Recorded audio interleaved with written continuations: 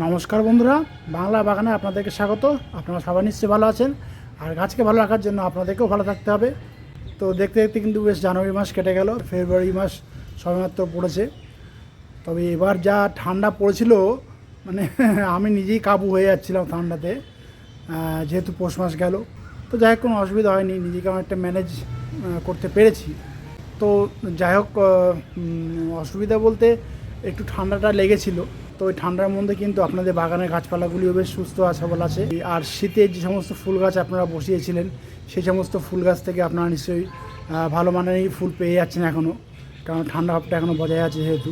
তো সেই সমস্ত গাছগুলিকেও কিন্তু একটু বিশেষভাবে একটু পরিচর্যা করতে হবে, কারণ সে সমস্ত গাছগুলিকে যদি আমরা একটু বিশেষভাবে দেখভাল না করি, তাহলে কিন্তু ভালো ফুল আমরা পাবো না।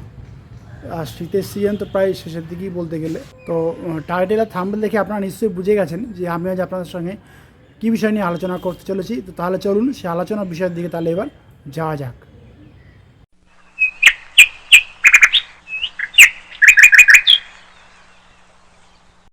তো দেখেন, এগুলো ডালিয়া ফুল, শীতের একটা অন্যরকম স্পেশাল ফুল এগুলি। তো আমি কিন্তু অনেক দূর থেকে কিন্তু আমি শটটা নিচ্ছি, কারণ কাছে গেলে কিন্তু মানে ফুলের যে আকার এসছে, সেই ফুলের আকারটা পুরো ক্যামেরাতে আসবে না খুব সহজে। দেখেন, আমি যদি কাছে যাই আরও দেখেন ক্যামেরা থেকে মানে বাইরে চলে যাচ্ছে। তো সেই জন্য আমি দূর থেকে আমি এই শ্যুটটা নিচ্ছি। তো কালারটা কিন্তু বেশ ভালোই এসছে দেখেন, আর এত বড় বড় আকার আমি আনতে পেরেছি, যার জন্য নিজেকে আমি একটু গর্ববোধ করছি। তো আমি কিন্তু আপনাদেরকে এই ডালিয়া গাছের চারা কীভাবে বসাবেন, তারপরে কীভাবে কী পরিচর্যা করবেন না করবেন কুড়ি আসার আগে অবধি, তারপর কুড়ি আসার পর কীভাবে পরিচর্যা করবেন, কীভাবে এরকম বড় আকারে একটা ফুল আপনারা নেবেন, মানে কুড়ি কাটবেন আর কি, সমস্ত কিন্তু আমি আপনাদের সঙ্গে শেয়ার করেছিলাম। আশা করি আপনাদের বুঝতে কোনো অসুবিধা হয়নি। আপনাদের বাগানে যে সমস্ত ডালিয়া ফুল গাছ আপনারা বসিয়েছিলেন, আপনারাও নিশ্চয়ই আমার এরকম ডালিয়া গাছে যেরকম বড় একটা ফুল পেয়েছি, আশা করি আপনাদের বাগানেও আর যে সমস্ত ডালিয়া গাছ বসিয়েছেন, আমার থেকেও আরও বড় আকারের ফুল আপনারা নিশ্চয়ই ধরাতে পেরেছেন। তো দেখেন, এই একটা ফুল ফুটেছে, আবার দেখেন এই একটা বড় আকারের ডালিয়া ফুলও কিন্তু ফুটেছে। তো আরও কয়েকটি ফুল ফুটেছিল, কিন্তু সেগুলো আবার ঝরে পড়ে গেছে। এখন ছোটো ছোটো কুঁড়ি এসছে, এগুলো এখনও মুখ ফাটেনি। তো এই যে ডালিয়া গাছে ফুল ফুটছে বা কুঁড়ি মুখ ফেটে গেছে বা কুঁড়ি এসছে, তো এই পরিস্থিতিতে ডালিয়া গাছকে একটু পরিচর্যা করতে হবে অন্যরকমভাবে। তো আমি আজকে আপনাদের সঙ্গে সেই বিষয়টি নিয়ে আলোচনা করব। আপনারা ভিডিওটিকে স্কিপ করবেন না, সম্পূর্ণ ভিডিওটি মনোযোগ সহকারে আপনারা দেখবেন, তাহলে আপনারা অনেক কিছু জানতে পারবেন। এবং আপনাদের বাড়িতে বা আপনাদের বাগানে যে সমস্ত ডালিয়া গাছে এরকম কুঁড়ি মুখ ফেটে গেছে বা এরকম ফুলও ফুটে গেছে, সেই সমস্ত গাছগুলিকে ঠিক সেভাবে পরিচর্যা করবেন, তাহলে দেখবেন ডালিয়া গাছ থেকে আমি যেরকম ফুল ধরাতে পেরেছি বড় আকারের, এবং কুঁড়িও মুখ ফেটে গেছে, রেডি হয়ে গেছে কুঁড়ি ফুল দেওয়ার জন্য, আপনারাও ঠিক সেইভাবেই ফুল পাবেন এবং কুঁড়িগুলিকে খুব ভালোভাবে ধরাতেও পারবেন, এবং স্পষ্ট যে কালারটা, সেই কালারটা কিন্তু আপনারা আনতে পারবেন। তো এক্ষেত্রে কটি টিপস আমি আপনাদের সঙ্গে শেয়ার করছি। টিপস নাম্বার 1, দেখেন যে গাছে কিন্তু এরকম ফুল ফুটে গেছে এরকম দেখেছেন, সেই গাছে কিন্তু এখন কোনো রকমের কোনো খাবার কিন্তু আপনারা দেবেন না, কারণ এই গাছে কিন্তু খাবার আর দরকার নেই। কারণ এই গাছে যদি আবার আমরা খাবার দিই, গাছ কিন্তু বুঝে যাবে যে ওর আবার ফুল দিতে হবে। সেই জন্য এই ফুলটাকে ও বেশি দিন কিন্তু মানে দীর্ঘস্থায়ী করতে পারবে না, চেষ্টা করবে আবার নতুনভাবে কুঁড়ি আনার এবং ফুল ফোটানোর। তো সেই জন্য বলছি, গাছে কিন্তু কোনো রকমের খাবার আমরা দেবো না। তবে হ্যাঁ, যে সমস্ত গাছে কুঁড়ি এখনও এইরকম রত অবস্থায় রয়েছে, সেই সমস্ত গাছে কিন্তু দরকার হলে আপনারা খোল ভেজানো জলটা একটু গাঢ় করে দিতে পারেন, কোনো অসুবিধা নেই। একটু মোটা করে দেবেন, তাহলে হবে কি, গাছ খাবারটা খুব ভালোভাবে নিতে পারবে এবং কুঁড়িটাও কিন্তু বেশ দ্রুত বড় হবে। ফুল যখন ফুটবে আকারেও বড় হবে এবং ফুলের রঙটাও স্পষ্টভাবে ফুটে উঠবে। কিন্তু যে সমস্ত গাছে কুঁড়ি এরকম মুখ ফেটে গেছে, সেই সমস্ত গাছে কিন্তু কোনো রকমের কোনো খাবার আপনারা ভুল করেও কিন্তু প্রয়োগ করবেন না। টিপস নাম্বার 2, যে সমস্ত গাছে ফুল এরকম ফুটে গেছে সম্পূর্ণরূপে, সেই সমস্ত ফুল গাছগুলিকে আপনারা ওপেন সানলাইটে কিন্তু এখন রাখবেন, কারণ এদের কিন্তু এখন সকাল থেকে বিকাল পর্যন্ত প্রচুর সূর্যালোকের প্রয়োজন।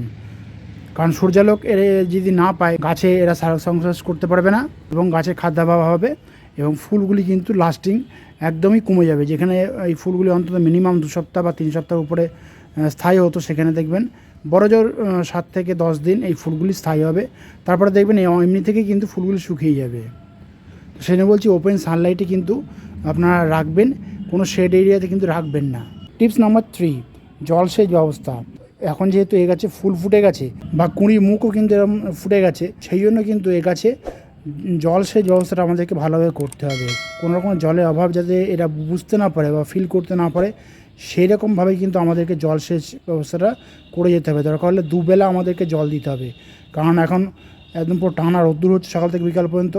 দেখবেন সকালে জল দেবেন, তা বিকেলে দেখবেন মাটিগুলি শুকিয়ে সাদা হয়ে গেছে বা যেতেই পারে। সেই জন্য সকালে দরকার হলে একবার জল দেবেন, বিকেলে দরকার হলে একবার জল দেবেন। মাটি যেন কখনোই শুকিয়ে সাদা না হয়ে যায়, মাটিতে সবসময় একটা ময়েস্ট ভাব যাতে বজায় থাকে, সেদিকে কিন্তু খেয়াল রাখবেন অবশ্যই আপনারা। টিপস নাম্বার 4, এখন যেহেতু এই গাছগুলিতে এরকম কুঁড়ি ধরেছে, দেখেন মুখও কিন্তু ফাটেনি, তা সেই জন্য বলছি এই গাছে যতদিন পর্যন্ত কুঁড়ির মুখগুলি না ফাটবে ততদিন পর্যন্ত কিন্তু আপনারা খাবার রেগুলারলি চালিয়ে যাবেন। তো আপনাদেরকে আমি আগেই বলে দিয়েছি যে এই গাছে কুঁড়ি এরকম আসলে আপনারা খোল ভেজানো জলটা তো অবশ্যই একটু গাঢ় করে দেবেন। এর পাশাপাশি করবেন কি, আর একটা রাসায়নিক খাবারও আপনারা প্রয়োগ করবেন এই গাছে।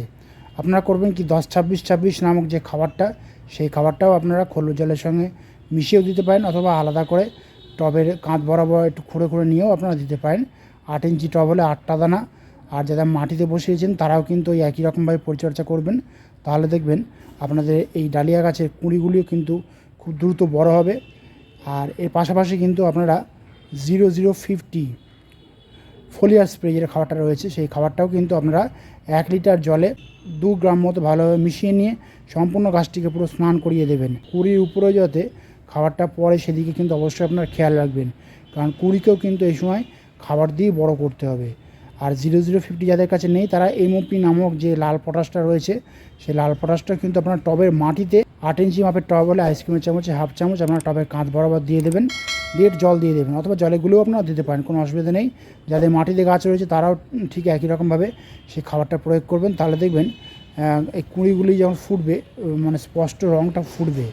মিনিমাম আপনারা 7 দিন অন্তর বা 10 দিন অন্তর ওই এমওপিটা খাবারটা আপনারা প্রয়োগ করতে পারেন, বা 0050টাও আপনারা ওই 7 দিন বা 10 দিন অন্তর প্রয়োগ করতে পারেন। তাহলে দেখবেন ফুল যখন ফুটে, ফুলের আকারটা বড় হবে এবং ফুলের রঙটা বেশ ভালোভাবে ফুটে উঠবে, মানে স্পষ্ট কালার আসবে যাকে বলা হয়। আর যে সমস্ত গাছে এরকম ডালিয়া ফুল ফুটে গেছে, সেই সমস্ত গাছে কিন্তু কোনো রকম খাবার দেবেন না, শুধুমাত্র জলটা আপনারা নিয়ম করে দিয়ে যাবেন রেগুলারলি, তাহলেই হবে। টিপস নাম্বার 5, যে সমস্ত ডালিয়া গাছের ফুলগুলি দেখবেন এরকম পাপড়ি ঝরে পড়ে গেছে, সেই সমস্ত ফুলগুলিকে আপনারা কেটে দেবেন। মানে এই দেখেন এই গাছের ফুলগুলোটা পাপড়িগুলি ঝরে গেছে, তো আমি করব কি, আমি এইখান থেকে কেটে দেবো। তাহলে হবে কি, নিচে যে সমস্ত কুঁড়িগুলি আছে, যেমন দেখেন এই ফুলটা ঝরে গেছে কিন্তু এর নিচে দেখেন কুঁড়ি রয়েছে, ঠিক আছে, আমি কুঁড়ি রেখেছিলাম, তো এই ফুলগুলিকে যদি কেটে দিই, পরবর্তীকালে আবার এই যে কুঁড়িগুলি ধরে রয়েছে সেই কুঁড়িগুলি কিন্তু আবার ফুটবে। এতটা বড় হবে না ঠিকই, ছোট আকারে হলেও এই কুঁড়িগুলি ফুটবে। আর এই ফুলগুলি যখন ফুটবে দেখবেন আপনাদের বাগানের শোভাটাকেও কিন্তু পুরো বদলে দেবে, আর আপনারাও বেশ খুশি থাকবেন। টিপস নাম্বার 6, যেহেতু এখনও কিন্তু এই গাছে কুঁড়ি রয়েছে, সেহেতু এই গাছকে কিন্তু কীটপতঙ্গের হাত থেকে রক্ষা করতে হবে আমাদেরকে। সেই জন্য এই গাছে কীটনাশক কিন্তু নিয়ম করে এখনও প্রয়োগ করে যেতে হবে।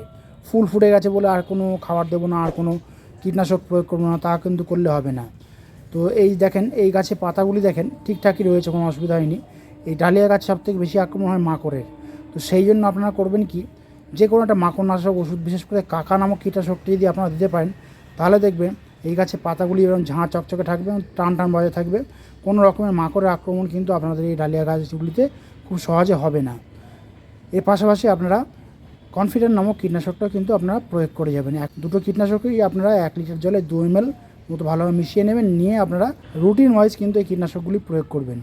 প্রথম দিন দিলেন আপনারা কনফিডেন্ট, তার ঠিক 10 দিন পরে আপনারা কাকা নামক কীটনাশকটা প্রয়োগ করে যাবেন, তাহলে দেখবেন গাছ এরকম সুস্থ থাকবে এবং ফুলের কুঁড়িগুলিতে কোনো রকমের কীটপতঙ্গের আক্রমণ করতে পারবে না। এবং কুঁড়ি যখন ফুটবে তখনও দেখবেন কুঁড়িগুলি সুস্থ থাকবে, কোনো রকমের কীটপতঙ্গের আক্রমণ কিন্তু এই কুঁড়িগুলিতে হবে না বা করতে পারবে না, যার ফলে বড় আকারে ভালো মাপের আর কি, মানে ভালো মানের একটা ফুল আপনারা ফোটাতে পারবেন আপনাদের ডালিয়া গাছগুলি থেকে। তো আমি এই কুড়ি আসার পরে এবং ফুল ফোটার পরে এবং তার পাশাপাশি যে সমস্ত গাছে কুঁড়িগুলি এখন ছোটো রয়েছে, সমস্ত রকমের ডালিয়া গাছগুলিকে আপনারা কীভাবে পরিচর্যা করবেন না করবেন আমি A to Z কিন্তু ডিটেলসে বলে দিয়েছি। আশা করি আপনাদের বুঝতে কোনো রকমের অসুবিধা হবে না, আপনারা ঠিক সেইভাবেই কিন্তু পরিচর্যা করে যাবেন। তাহলে দেখবেন ভালো আকারে ভালো রঙের ডালিয়া ফুল কিন্তু আপনারা ধরাতে পারবেন আপনাদের ডালিয়া ফুল গাছ থেকে। তো বন্ধুরা আজ এই পর্যন্ত। আর যদি কোনো কমেন্ট থাকে তাহলে কিন্তু বাংলার বাগানকে জানাতে ভুলবেন না, কারণ বাংলার বাগান সবসময় আপনাদের পাশে ছিল, আছে এবং থাকবে। আর আমার এই ভিডিওটি যদি আপনাদের ভালো লাগে তবে লাইক করবেন, গাছপ্রেমী বন্ধুদের মধ্যে শেয়ার করবেন এবং আমার চ্যানেলটিকে সাবস্ক্রাইব করে বেল আইকনটিকে প্রেস করে অল নোটিফিকেশনটিকে প্রেস করে রাখবেন, যাতে নিত্য নতুন ভিডিওগুলি আপনাদের কাছে খুব সহজেই পৌঁছে যেতে পারে।